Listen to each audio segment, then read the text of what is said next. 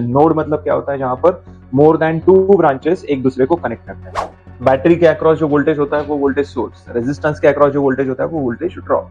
देखो ये DC circuit के एग्जांपल ऐसे है जिसमें सिली मिस्टेक बहुत होता है, प्लस माइनस वाला मिस्टेक करना है तो बड़ा मिस्टेक करो, देखते ही पता चला अरे हाँ ये मिस्टेक हुआ, समझो। सिली ऐसा छोटा मिस्टेक करोगे कितना भी ढूंढो मिलेगा ही नहीं आपको, घर पे आने के बाद फिर बाद में पता चलता है अरे हाँ यहाँ पर तो माइनस होना चाहिए।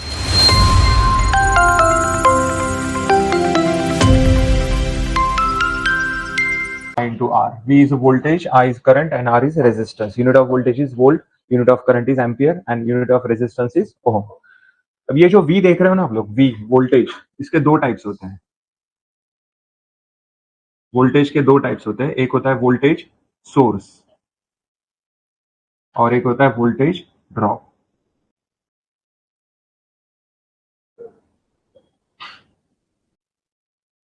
एक होता है वोल्टेज सोर्स और एक होता है वोल्टेज ड्रॉप। हम लोग कहाँ पर थे देखो, करते हैं थोड़ी देर बात करते हैं। सो दो टाइप के वोल्टेजेस होते हैं, एक होता है वोल्टेज सोर्स और एक होता है वोल्टेज ड्रॉप। इमेजिन करो आपने मार्केट से पेंसिल सेल लाया, पेंसिल सेल पता है सबको, जो रिमोट में डालते हैं हम लोग, घड़ी में डालते हैं।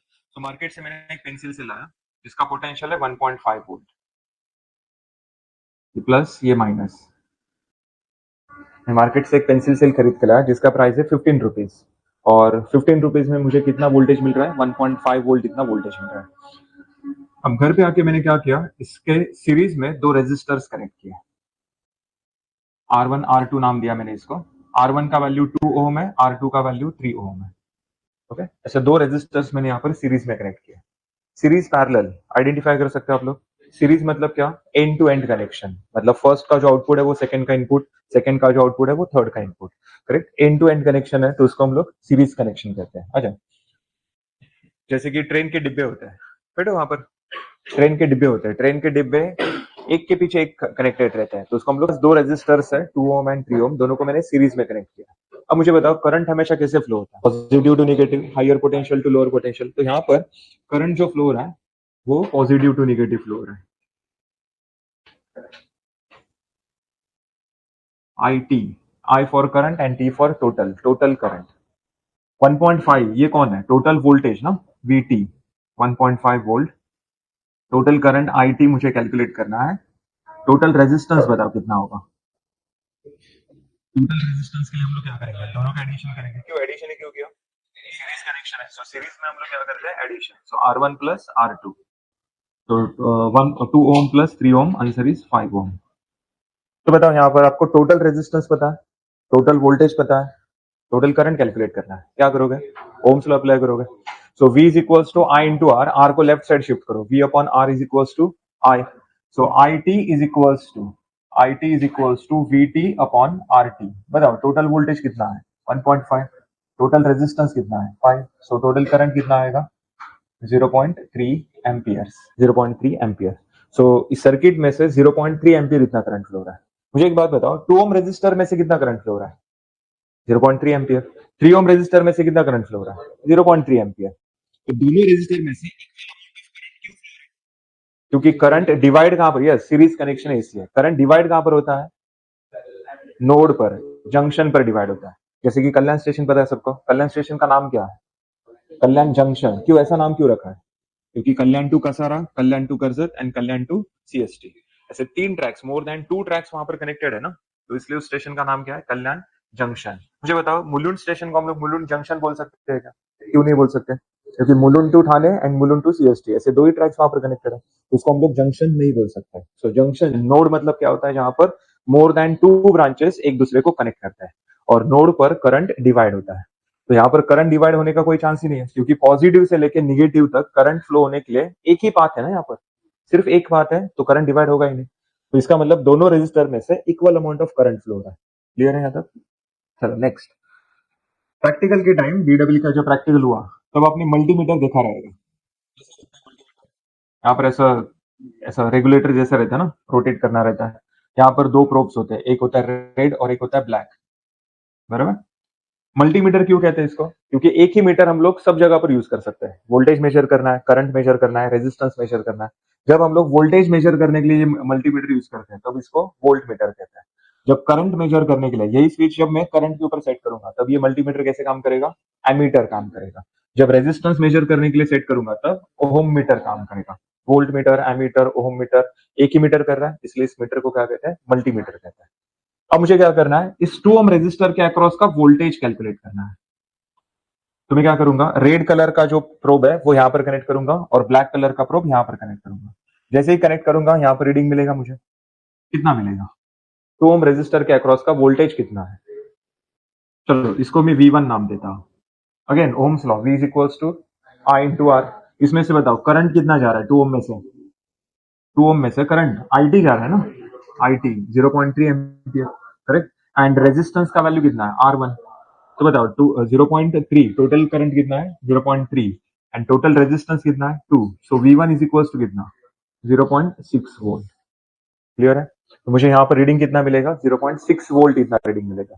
अब यही प्रोब्स जब मैं 3 ओम रेजिस्टर के अक्रॉस कनेक्ट करूंगा तो उसके अक्रॉस का वोल्टेज कितना आएगा, चेक करो। V2 is equals to IT into R2 ना, इसमें से भी करंट कितनी दे रहे हैं IT और रेजिस्टेंस का value R2, 0.3 into 3, answer is 0.9 volt. Clear है।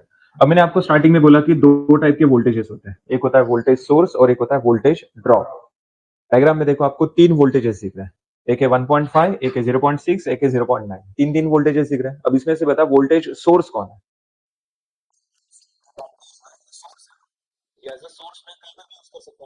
टीवी का रिमोट हो या फिर घड़ी हो या फिर इलेक्ट्रॉनिक चीज हो, कहीं पर भी मैं ये pencil cell as a source use करूंगा। मतलब ये 1.5 वोल्ट कौन है, वोल्टेज सोर्स है। 0.6 एंड 0.9 ये दोनों कौन है, वोल्टेज ड्रॉप है। वोल्टेज ड्रॉप क्यों, क्योंकि वो दोनों रेजिस्टेंस के अक्रॉस है, वो वोल्टेज ऑलरेडी यूटिलाइज हो चुका है, ये यूटिलाइज होना बाकी है। ये सोर्स है और ये यहाँ पर वोल्टेज जो देख रहे हो आप लोग, ये ऑलरेडी यूटिलाइज हो चुका है, करेक्ट। तो इसको हम लोग वोल्टेज ड्रॉप कहते हैं। डायग्राम में आपको दो वोल्टेज ड्रॉप दिख रहे हैं ना, एक 0.6 एक 0.9। क्यों दो ही क्यों है, क्योंकि रेजिस्टेंस दो है ना। मतलब वोल्टेज ड्रॉप के लिए रिस्पॉन्सिबल कौन होता है, रेजिस्टेंस रिस्पॉन्सिबल होता है। तो आपके सर्किट में जितने नंबर ऑफ रेजिस्टर्स है उतने टाइम्स वोल्टेज ड्रॉप एग्जिस्ट करेगा। अगर यहाँ पर मैं और एक रेजिस्टर कनेक्ट करता तो और एक बार वोल्टेज ड्रॉप होता, V3 मिलता वहां पर, correct.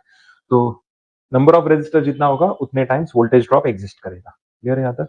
Next, so voltage source end voltage drop दोनों के बीच का डिफरेंस समझ में आ गया सबको।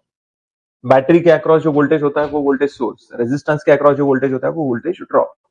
अब बताओ ये वोल्टेज ड्रॉप 0.6 ये कैलकुलेट करने के लिए आपने किया क्या, आपने करंट एंड रेजिस्टेंस दोनों का मल्टीप्लीकेशन किया ना, मिल गया ना वोल्टेज ड्रॉप। तो सेम वैसे ये जो ओम्स लॉ आप लोग देख रहे हो ना, इसमें ये जो I एंड R दोनों का जो मल्टीप्लीकेशन हो रहा है इसको क्या कहते हैं, वोल्टेज ड्रॉप कहते हैं। तो वोल्टेज ड्रॉप कैलकुलेट करना है तो बस आपको रेजिस्टेंस और उसमें से जो करंट फ्लो रहा है उसका मल्टीप्लीकेशन करना है, ओम्स लॉ ही तो अप्लाई करना है। क्लियर।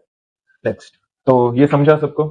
सीरीज कनेक्शन में क्या डिवाइड होता है, क्या सेम होता है, ये दोनों रेजिस्टर सीरीज है ना, तो सीरीज में दोनों में से equal amount of current flow हुआ, लेकिन दोनों के अक्रॉस का वोल्टेज सेम है क्या, नहीं, वोल्टेज अलग अलग है ना। तो सीरीज में क्या डिवाइड होता है, वोल्टेज डिवाइड होता है, क्या सेम होता है, करंट सेम होता है। और इसके एग्जैक्ट अपोजिट पैरेलल में होता है, पैरेलल में करंट डिवाइड होता है, वोल्टेज सेम होता है। तो दोनों याद रखोगे हमेशा कंफ्यूज रहोगे, तो दोनों में से किसी एक को याद रखो, दूसरा ऑटोमेटिक याद रहेगा। समझो। तो सीरीज में करंट सेम होता है, वोल्टेज डिवाइड होता है। अब ओम्स के बाद नेक्स्ट है Kirchhoff's law, KVL and KCL. Kirchhoff first law, Kirchhoff second law. बताओ केवीएल क्या होता है, sum of voltage drops is equals to sum of voltage sources. Sum of voltage drops is equals to sum of voltage sources. इस diagram में देखो 0.6 0.9 ये दोनों voltage drops है, दोनों का एडिशन करो ना 1.5, और उतना सोर्स मेरे पास है ना, तो जितना मेरे पास सोर्स अवेलेबल है उतना ही ड्रॉप सर्किट में पॉसिबल है, ना उससे कम ना उससे ज्यादा। मेरे पास सोर्स है 1.5 और ड्रॉप हो रहा है 4 वोल्ट, पॉसिबल है नहीं। जैसे कि मेरे पॉकेट में 500 रुपीज है, मैं मार्केट गया और मैंने 10,000 का शॉपिंग किया, आप लोग यकीन करोगे, नहीं। मैंने बोला कि मेरे पास 500 रुपीज है, मैं मार्केट गया और मैंने 500 का शॉपिंग किया, यकीन करोगे, यकीन करोगे। ये कॉमन सेंस की बात है। तो क्रिचॉफ्स वोल्टेज लॉ क्या कहता है, जितना आपके पास सोर्स अवेलेबल होता है उतना ही सर्किट में ड्रॉप पॉसिबल है, ना उससे कम ना उससे ज्यादा। ओके। तो ये होता है KVL, Kirchhoff's voltage law, sum of voltage drops is equals to sum of voltage sources. KCL, sum of incoming currents is equals to sum of outgoing currents. sum of incoming currents is equals to sum of outgoing currents.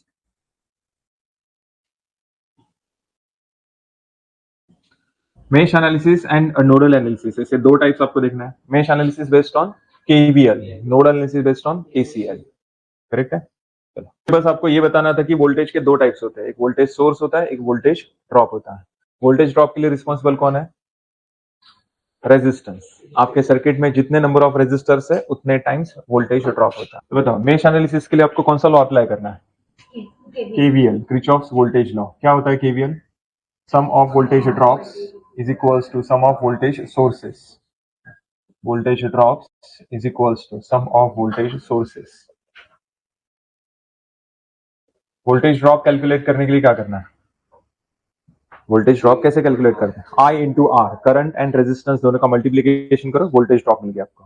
Okay, थोड़े से भी solve करेंगे. Same question हम लोग superposition से भी solve करेंगे, same question Thevenin से भी सॉल्व करेंगे, नॉर्टन से भी सॉल्व करेंगे. आपको प्रैक्टिस भी ऐसे ही करना है.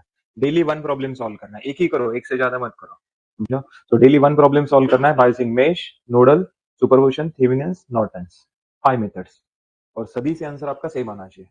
स्टार्टिंग में आपको 1 घंटा लगेगा, 1 से 1.5 घंटा लगेगा. जैसे जैसे प्रैक्टिस बढ़ाओगे आप लोग, 4 दिन 5 दिन के बाद 1 घंटा लगेगा, और 4 दिन 5 दिन के बाद आपको 45 मिनट्स लगेगा, और 4-5 दिन के बाद 30 मिनट्स लगेगा. 15-20 दिन कंटिन्यूस प्रैक्टिस करोगे ना ये पैटर्न में, 15-20 दिन के बाद मेश एंड नोडल ये दो आपको सॉल्व करने की जरूरत ही नहीं पड़ेगी. डायग्राम देखते ही पता चलेगा कि मेश एनालिसिस में क्या करना है, नोडल में क्या करना है. तो मेश एनालिसिस से मैं इसको सॉल्व कर रहा हूं. सबसे पहले चेक करना है इसमें नंबर ऑफ मेशेस कितना है.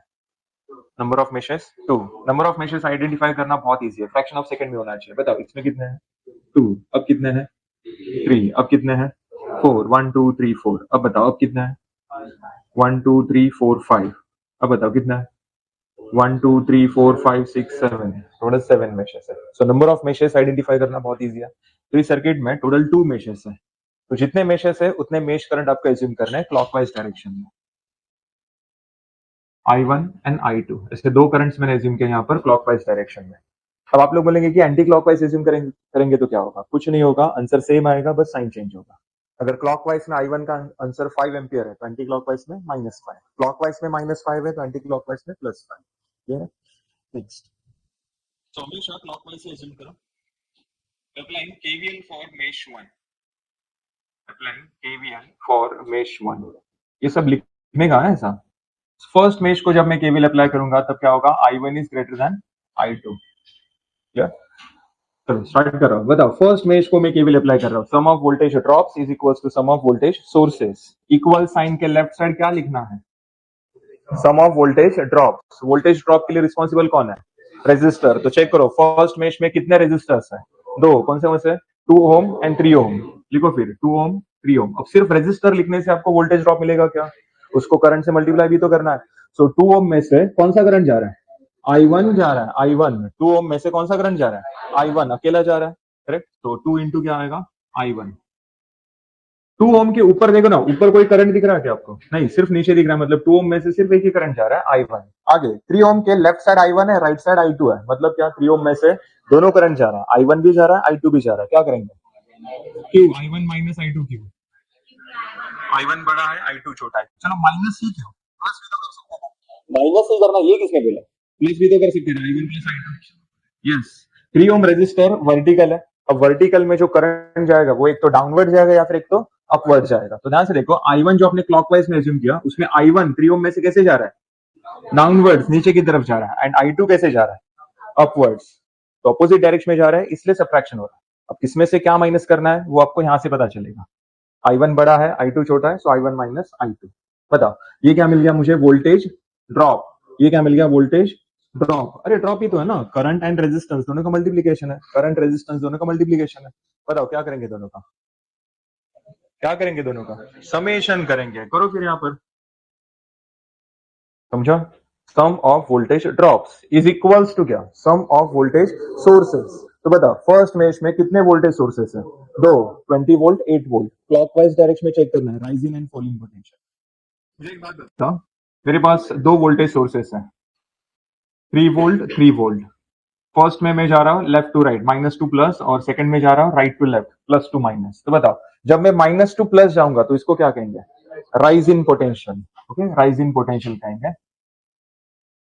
और जब मैं प्लस टू माइनस जाऊंगा तब फॉल इन पोटेंशियल कहेंगे।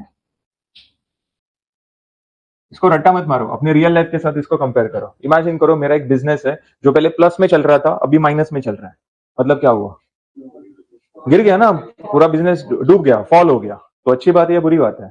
बुरी बात है। तो उसको हम लोग कौन सा साइन देंगे? निगेटिव साइन देंगे। मेरा एक बिजनेस है जो पहले माइनस में चल रहा था, अभी प्लस में चल रहा है, राइज हो गया। अच्छी बात है बुरी बात है? अच्छी बात है। तो उसको हम लोग प्लस साइन देंगे। तो बताओ इसको मैं कैसे लिखूंगा? v is equals to -3 volt. और इसमें कैसे लिखूंगा? v is equals to +3 volt. तो राइज इन पोटेंशियल है तो पॉजिटिव साइन देना है, फॉल इन पोटेंशियल है नेगेटिव साइन देना है। तो क्लॉकवाइज डायरेक्शन में चेक करो। 20 वोल्ट कैसा है? Rise in potential, correct, rise in potential 20। And 8 volt कैसा है? Fall in potential -8। क्लियर? अंदर मल्टीप्लाई करो तो 2i1 plus 3i1 minus 3i2 is equals to 12। 3 plus 2 5i1 minus 3i2 is equals to 12। Equation number 1। Unknown कितना है इसमें? 2 ना, तो इक्वेशंस भी 2 लगेंगे। सेकंड इक्वेशन कहां से मिलेगा? मेश 2 को केवीएल अप्लाई करके। अब इस बार फास्ट होना चाहिए। तो अप्लाइंग केवीएल फॉर मेश 2, पता इमीडिएटली आपके दिमाग में क्या आना चाहिए? i2 is greater than i1। वो डायलॉग याद है ना सबको? राइट। सो i2 ग्रेटर देन i1। बताओ सेकंड मेश में कितने रेजिस्टर्स है? 2। सो 2 बार वोल्टेज ड्रॉप होगा, एक 3 ओम के अक्रॉस, एक 4 ओम के अक्रॉस। बताओ 3 मेश 1 मेश 2 दोनों में कॉमन है, कॉमन है तो 2 करंट फ्लो होगा। इस बार i2 minus i1, because i2 is greater than i1 ना, करेक्ट। और माइनस ही क्यों, क्या पता है सबको? अपोजिट डायरेक्शन है। चलो नेक्स्ट, 4 में से कौन सा करंट जा रहा है? अकेला जा रहा है, उसके साथ और कोई जा रहा है? नहीं, अकेला जा रहा है। sum of voltage drops is equals to sum of voltage sources। clockwise direction में चेक करो। +8 -8 -2 +8 एंड 10 कैसा है? -2 प्लस, ये भी तो राइजिंग है ना। देखो ना, क्लॉकवाइज डायरेक्शन में आप लोग जा रहे हो ना। क्लॉकवाइज डायरेक्शन में एज्यूम करने का, मैं एक बाइक चला रहा हूँ, बाइक यहाँ से मैंने स्टार्ट किया, यहाँ से मैं जा रहा हूँ, कहां से कहां तक गया? माइनस से प्लस, राइज इन पोटेंशियल। फिर मैं बाइक यहाँ पर लेके आ गया, यहाँ पर, फिर माइनस से प्लस, दोनों क्या है? राइज इन पोटेंशियल है। सो +8 +10। समझा? देखो ये डीसी सर्किट के एग्जांपल ऐसे है जिसमें सिली मिस्टेक बहुत होता है, प्लस माइनस वाला मिस्टेक। मिस्टेक करना है तो बड़ा मिस्टेक करो, देखते ही पता चला अरे हाँ ये मिस्टेक हुआ है। समझा? सिली, ऐसा छोटा मिस्टेक करोगे कितना भी ढूंढो मिलेगा ही नहीं आपको। घर पे आने के बाद फिर बाद में पता चलता है अरे हाँ यहाँ पर तो माइनस होना चाहिए था। क्या? सो +8 +10 क्लियर है यहाँ तक? आगे बताओ। अंदर मल्टीप्लाई करेंगे 3i2 minus 3i1 plus 4i2 is equals to 18 -3i1, 3 plus 4 7i2 is equals to 18। Equation number 2। Equation हमेशा सीक्वेंस में ही रखने का, पहले i1 फिर i2 फिर i3। तो पहले मैंने i1 वाला टर्म लिखा फिर i2 वाला टर्म लिखा, इज इक्वल्स टू 18। अब ये दो इक्वेशंस आप कैलकुलेटर में सॉल्व कर सकते हो ना। कितना आएगा answer? i1 5.30 and i2 4.84। i1 i2 मिलने के बाद अब अपना क्वेश्चन सॉल्व करते हैं। अपना क्वेश्चन क्या था? Find current flowing through 4 ohm resistor. तो बताओ 4 ओम रेजिस्टर में से कौन सा करंट जा रहा है? i2 करंट जा रहा है। तो current flowing through 4 ohm resistor is equals to i2।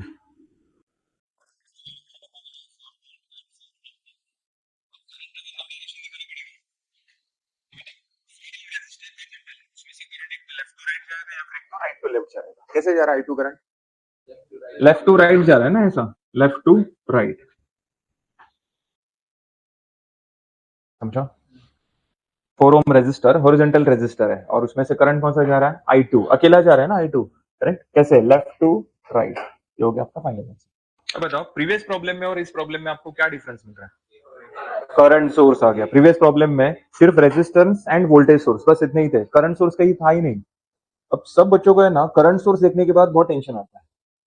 पहले यही बात दिमाग में फिट करो, ये करंट सोर्स आपका फ्रेंड है। करंट सोर्स आने से आपका प्रॉब्लम इजी होता है, डिफिकल्ट नहीं। मुझे जब किसी मेश में करंट सोर्स प्रेजेंट होता है, उस मेश को आप लोग केवीएल अप्लाई कर ही नहीं सकते ना। अब ये लॉजिक तो बिल्कुल नहीं है केवीएल अप्लाई नहीं हो रहा है मतलब केसीएल अप्लाई करेंगे, ऐसा लॉजिक तो बिल्कुल नहीं। केसीएल कहां पर अप्लाई होगा? नोडल में अप्लाई होगा। सो अगर किसी मेश में करंट सोर्स प्रेजेंट है तो केवीएल अप्लाई नहीं कर सकते हैं। देखो ना, नाम से ही पता चल रहा है ये किरचॉफ्स वोल्टेज लॉ है, वोल्टेज लॉ, करंट के लिए जगह ही नहीं है। तो बताओ फर्स्ट मेश में किसी को करंट सोर्स दिख रहा है? नहीं दिख रहा है, मतलब केवीएल अप्लाई कर सकते हैं। तो बताओ फिर, applying KVL for mesh one, applying KVL for mesh one, आपके दिमाग में क्या आना चाहिए? I1 is greater than I2, ये ऑटोमेटिकली आपके दिमाग में आना चाहिए केवल फॉर मेश वन ना। बताओ फर्स्ट मेश में दो रेजिस्टर्स है, 2 ohm and 4 ohm, 2 into I1, 4 into I1 minus I2। First mesh को केवल अप्लाई कर रहे हैं ना, तो I1 बड़ा है I2 छोटा, दोनों का क्या करेंगे? एडिशन इज इक्वल्स टू, बताओ, sum of voltage sources plus 30 minus 10, plus 30 minus 10, clockwise direction में चेक करो, माइनस टू प्लस जा रहे हो, rising potential, and 10 volt plus to minus जा रहे हो, फॉलिंग पोटेंशियल, करेक्ट है। Next, so 2I1 plus 4I1 minus 4I2 is equals to 20. 6I1 minus 4I2 is equals to 20. Equation number 1. समझे यहाँ तक सबको? ये तो हमने प्रीवियस प्रॉब्लम में भी किया था। अब सेकंड मेश में आ जाओ। सेकंड मेश को केवल अप्लाई कर सकता हूँ या नहीं कर सकता? क्यों नहीं कर सकता? क्योंकि करंट सोर्स है।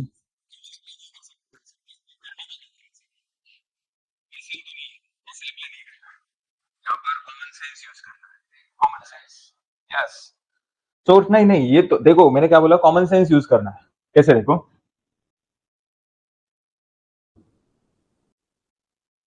बताओ आई का वैल्यू कितना? आई मतलब करंट कैलकुलेट करना है, करंट सोर्स प्रेजेंट है, करेक्ट। अब बताओ आई का वैल्यू कितना?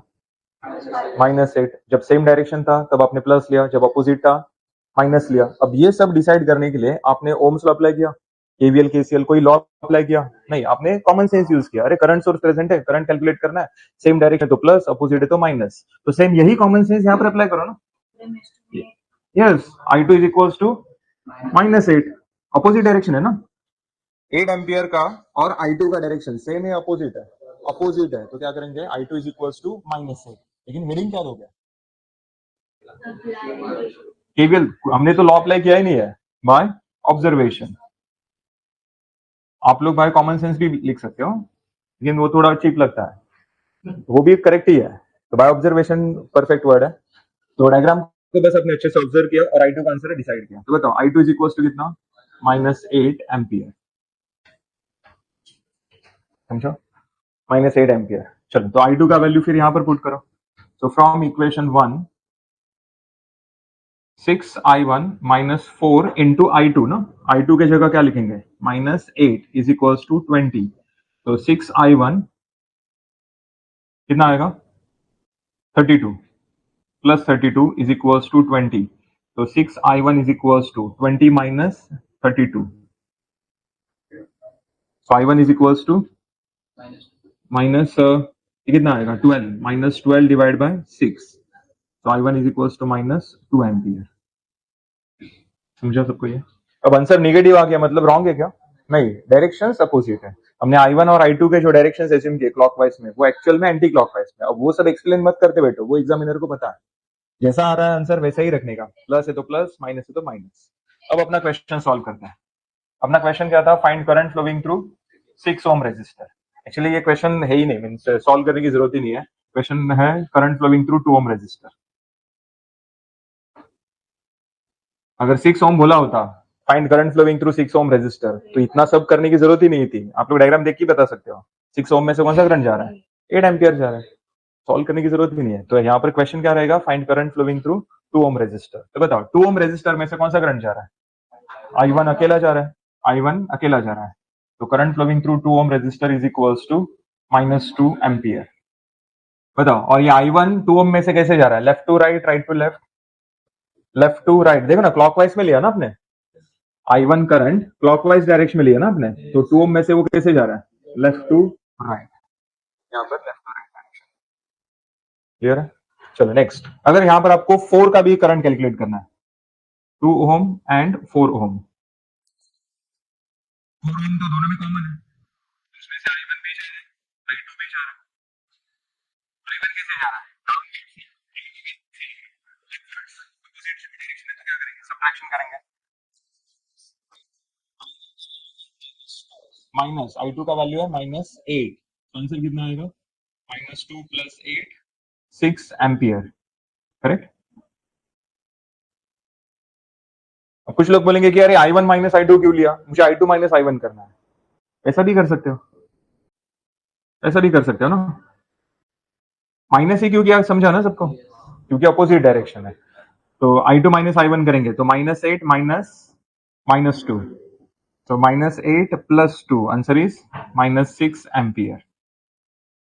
आंसर सेम ही आने वाला है, बस साइन चेंज होने वाला है। अब मुझे बताओ, यहां पर आपने I1 - I2 किया, किसको मेजर एज्यूम किया? I1 को बड़ा एज्यूम किया ना, तो फाइनल आंसर का डायरेक्शन डिसाइड करने का हक किसको जाता है? I1 को जाता है। जिसको आपने मेजर एज्यूम किया वो डिसाइड करेगा। तो बताओ 4 ओम रेजिस्टर में से I1 कौन से डायरेक्शन में जा रहा है? डाउनवर्ड्स, तो इसका डायरेक्शन डाउनवर्ड्स। यहां पर आपने I2 - I1 किया, आपने किसको मेजर एज्यूम किया? I2 को, तो यहां पर डायरेक्शन डिसाइड करने का हक किसको जाता है? I2 को जाता है। I2 कैसे गया? अपवर्ड्स। अब आप लोग बोलेंगे लिखने का कौन सा आंसर, ये लिखो या फिर ये लिखो या फिर दोनों लिखो, सब करेक्ट है, समझो। तो बताओ इस क्वेश्चन में और प्रीवियस क्वेश्चन में क्या डिफरेंस मिला? Current source, current source. Previous problem में करंट सोर्स था ही नहीं। करंट सोर्स नहीं है ना, तो आप लोग केवीएल अप्लाई कर सकते हो। तो चेक करने का मेश में करंट सोर्स है या नहीं है, अगर है तो केवीएल अप्लाई नहीं कर सकते, अगर नहीं है तो केवीएल अप्लाई करो। फिर sum of voltage drops is equals to sum of voltage sources, correct. और अगर करंट सोर्स है तो और इजी हो गया, फिर बाय ऑब्जर्वेशन केवीएल की जरूरत ही नहीं है। क्या? अब इस पूरे कैलकुलेशन में ध्यान से देखो, इस पूरे कैलकुलेशन में मैं एक वैल्यू चेंज कर रहा हूँ, सर्किट डायग्राम में से एक वैल्यू चेंज कर रहा हूँ। आप लोग फिर बताओ कि कैलकुलेशन के ऊपर क्या इफेक्ट होगा, ठीक है। ये जो 6 ओम है ना, इसके जगह मैंने 7 ओम लिया। 6 ओम था, वहां पर मैंने 7 ओम लिया। अब बताओ फर्स्ट इक्वेशन पर कुछ इफेक्ट होगा उसका? चेक करो एक बार। फर्स्ट इक्वेशन में हमने ये वाले कंपोनेंट्स यूज किया ना, ये तो लिया ही नहीं हमने, करेक्ट। फिर by observation I2 is equal to क्या? -8, तो इसके ऊपर भी कुछ इफेक्ट नहीं होगा, यहाँ पर भी कुछ इफेक्ट नहीं होगा, यहाँ पर भी कुछ इफेक्ट नहीं होगा। मतलब ये जो 6 ओम था उसके जगह 7 ओम हो, 8 ओम हो, 9 ओम हो, कुछ भी हो, कैलकुलेशन पर कुछ इफेक्ट हो रहा है क्या? नहीं। तो ऐसे कंपोनेंट को क्या कहते हैं? ऐसे कंपोनेंट को रिडंडेंट कंपोनेंट कहते हैं। रिडंडेंट, ये करंट सोर्स के सीरीज में जो कंपोनेंट होता है वो हमेशा कौन होता है? रिडंडेंट कंपोनेंट होता है। ओके, मतलब ऐसा कंपोनेंट जो सर्किट में प्रेजेंट हो, अब्सेंट हो, उसका बाकी कंपोनेंट के ऊपर कुछ इफेक्ट नहीं होता है। ऐसे कंपोनेंट को रिडंडेंट कंपोनेंट कहते हैं। ओके, अब सब लोग टेंशन में आ गए, अरे एग्जाम में अब क्या होगा, एग्जाम में कैसे पता चलेगा रिडंडेंट या नहीं। मुझे बताओ ये प्रॉब्लम सॉल्व करने से पहले आपको पता था क्या? फिर भी आंसर आ गया ना आपका। आपने क्या किया, अपना रेगुलर प्रोसेस जो है वही फॉलो किया, अपने एक्स्ट्रा दिमाग लगा ही नहीं, इसी वजह से आंसर आ गया। एक्स्ट्रा दिमाग लगाते तो आपका आंसर कभी नहीं आएगा। तो अपना जो रेगुलर प्रोसेस है वही फॉलो करते जाने का। रिडंडेंट कंपोनेंट आप लोग ऑटोमेटिकली इग्नोर करोगे, आपका ध्यान भी नहीं जाएगा उसकी तरफ। जैसे यहाँ पर 6 ओम रेजिस्टर था, किसी का ध्यान भी नहीं गया वहां पर, समझो। तो एग्जाम में भी ऐसे ही होगा, आप लोग एग्जाम देके घर पे आओगे तब पता चलेगा, अरे ये रेजिस्टर तो रिडंडेंट है। कुछ लोग बताओ ये कौन सा टाइप हुआ? इंडिविजुअल। मेश 2 का खुद का करंट सोर्स है। मेश 2 इस करंट सोर्स को किसी और मेश के साथ शेयर कर रहा है क्या? नहीं, ये individual current source, left side भी मेश है, राइट साइड भी मेश है, समझा। बस ये 3 टाइप के एग्जांपल्स हैं। अब इसके बाद आप लोग अपने मन का क्वेश्चन तैयार करो, अपने मन का कुछ भी कैसा भी लो, ये 3 में से किसी एक के साथ वो मैच करेगा। तो जिसको ये 3 क्वेश्चंस आते हैं सॉल्व करने, उसका मेश एनालिसिस परफेक्ट ही होता है। No current source, individual current source, common current source. तो क्वेश्चन देखने सॉल्व करने से पहले चेक करने का कि ये कौन से टाइप में फिट हो रहा है। एक बार आपको टाइप पता चल गया ना, मैं आपको गारंटी देता हूं आप उसको 100% करेक्ट सॉल्व करोगे, समझो। तो no current source, individual current source and common current source.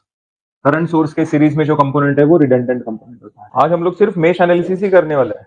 Mesh analysis perfect करो, आगे थ्योरम्स के ऊपर मुझे ज्यादा एफर्ट्स लेने की जरूरत ही नहीं है। में से कौन सा करंट जा रहा है? I1 अकेला जा रहा है, तो 6 into I1।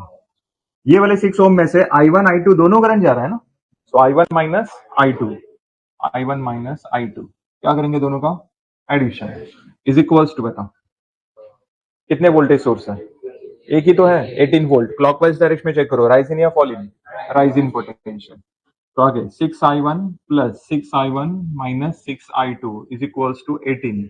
6 plus 6 12I1 minus 6I2 is equals to 18, equation number 1। Correct. चलो अब सेकंड मेश में आ जाओ। सेकंड मेश में केवीएल अप्लाई क्यों नहीं कर सकते? करंट सोर्स प्रेजेंट है। मेश 3 में केवीएल अप्लाई नहीं कर सकते, करंट सोर्स है। तो ये करंट सोर्स दो मेशेस में कॉमन है। ऐसे टाइप के प्रॉब्लम को सुपर मेश कहते हैं। सुपर मेश, सुपर मेश के लिए रिस्पॉन्सिबल कौन है? Common current source, common current source between two meshes. तो ऐसे टाइप के प्रॉब्लम में आपको सुपर I2 अपोजिट जा रहा है ना, करेक्ट। तो जिसका डायरेक्शन मैच हो रहा है वो प्लस लेंगे, जो अपोजिट है वो माइनस लेंगे। तो I2 यहाँ पर कैसा है? माइनस। I3 कैसा है? प्लस। अगर ये डाउनवर्ड्स होता तो I2 का डायरेक्शन मैच करता फिर। So I2 plus I3 minus is equals to 2, is equals to current source का वैल्यू कितना है? 2। तो बताओ I2 I3 ये दोनों कौन है? Voltage, current, resistance, current. 2 कौन है? करंट। तो सभी के सभी कौन है? करंट। इसलिए इस इक्वेशन का नाम क्या है? Current equation, super mesh equation, correct. तो ये हो गया अपना इक्वेशन नंबर 2। अननोन कितना? 3 है ना। I1 I2 I3 तीन अननोन है, मतलब इक्वेशंस भी 3 लगेगा। अब थर्ड इक्वेशन कहां से लाओगे? थर्ड मेश, इसको तो केवीएल अप्लाई कर ही नहीं सकता मैं, सेकंड को भी केवीएल अप्लाई नहीं कर सकता। तो ऐसे केस में क्या करेंगे? Applying KVL for outer loop, outer loop of super meshes. मुझे बताओ टोटल 3 मेशेस है ना, 3 में से सुपर कौन कौन है? मेश 2 और मेश 3। क्यों? क्योंकि दोनों में कॉमन करंट सोर्स है। तो ये जो सुपर मेशेस है, मेश 2 एंड मेश 3, इसका आउटर लूप चेक करने का। आउटर लूप में कौन कौन present? 6I2 plus 1I3 plus 8I3 plus 6I2 minus 6I1 is equals to 0। Equation sequence में लिखना है। पहले I1 वाला टर्म लिखो, minus 6I1, 6I2 plus 6I2 12I2, 1I3 plus 8I3 9I3 is equals to 0। Equation number 3। अब ये तीन equations calculator में सॉल्व करोगे। मुझे बताओ यहाँ पर I1 है, I2 है, I3 मिसिंग है ना, तो I3 का कोएफिशिएंट 0। सेकंड वाले में I1 मिसिंग है तो कोएफिशिएंट 0, I2 का -1, I3 का +1, एंड थर्ड इक्वेशन में -6 12 9। बताओ फिर I1 I2 I3 का आंसर कितना? 0.25, I2 -5 एंड I3 1.5 एम्पियर। चलो नहीं, करंट सोर्स के लेफ्ट साइड I2 है, राइट साइड I3 है। चेक करने का किसका डायरेक्शन करंट सोर्स के डायरेक्शन से मैच कर रहा है। I3 का डायरेक्शन मैच कर रहा है। I2 अपोजिट जा रहा है ना, तो जो सेम डायरेक्शन में होगा वो प्लस लेना है, जो अपोजिट होगा वो माइनस लेना है। 2 प्लस 2 इंटू I1, सबका एडिशन किया आपने, इज इक्वल्स टू बताओ 15 प्लस या minus? Plus. Rise in potential है। चलो नेक्स्ट सेकंड मेश में आ जाओ। सेकंड मेश में कितने रेजिस्टर्स है? 16 10 2, 3 रेजिस्टर्स है। बताओ 16 into I1, 10 into correct I2 minus I3 and 2 into I2। अकेला करंट जा रहा है 2 ओम में से, सबका एडिशन किया आपने, is equals to -5। Clockwise direction में चेक करो, फॉल इन पोटेंशियल है प्लस टू माइनस। चलो अब थर्ड मेश में आ जाओ। क्लॉकवाइज डायरेक्शन एज्यूम किया आपने, करंट 10 इंटू 2 इंटू सबका एडिशन किया, इज इक्वल्स टू प्लस या माइनस? प्लस। हो गया इक्वेशन। तीन इक्वेशन कैलकुलेटर में सॉल्व करो, I1 I2 I3 मिल गया, और अपना आंसर क्या रहेगा? फाइंड करंट फ्लोइंग थ्रू 3 ओम। कौन सा करंट? I3। कौन से डायरेक्शन में? डाउनवर्ड्स। हो गया solve. Individual current source, number of meshes 3 1 2 3। First and second mesh को मैं केवल अप्लाई कर सकता हूँ, थर्ड मेश को केवल अप्लाई नहीं कर सकता। करंट सोर्स है, उसके लेफ्ट साइड करंट सोर्स है, राइट साइड नहीं है, मतलब ये इंडिविजुअल हो गया। मतलब ऑब्जर्वेशन करना। 26 ना, 26 I1 and 16 I2 is equals to 15। Second value में था -16 I1 प्लस 18 कितना? प्लस 18 प्लस 28 नहीं ना, 16 plus 10 26 plus 2 28। Next -10 I3 is equals to -5 and -10 I2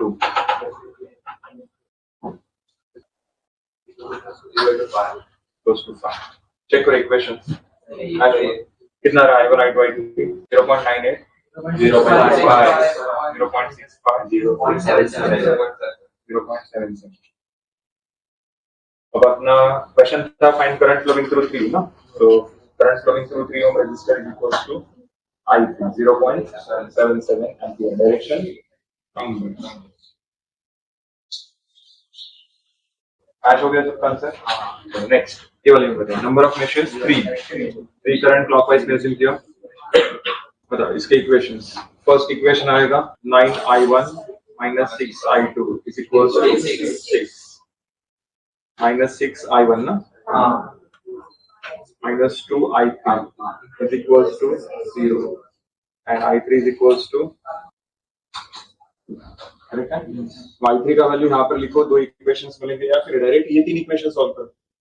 ये तीन इक्वेशंस में बताओ i1 i2 i3 at constant. First equation में बताओ i1 का कोएफिशिएंट 9, i2 का -6, i3 मिसिंग है 0 is equals to 6। Second equation में बताओ -6 12 -2 0 एंड थर्ड इक्वेशन में बताओ i1 0 i2 0 i3 का coefficient 1 is equals to -2।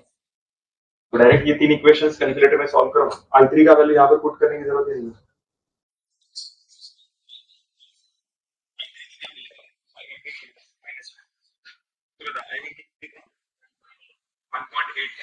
I2 1.75 and I3 -5।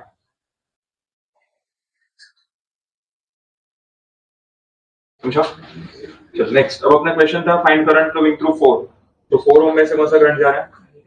I2 1.75 ampere. Direction कैसा है? Left to right. बराबर? तो current flowing through 4 ohm resistor I2। Clear?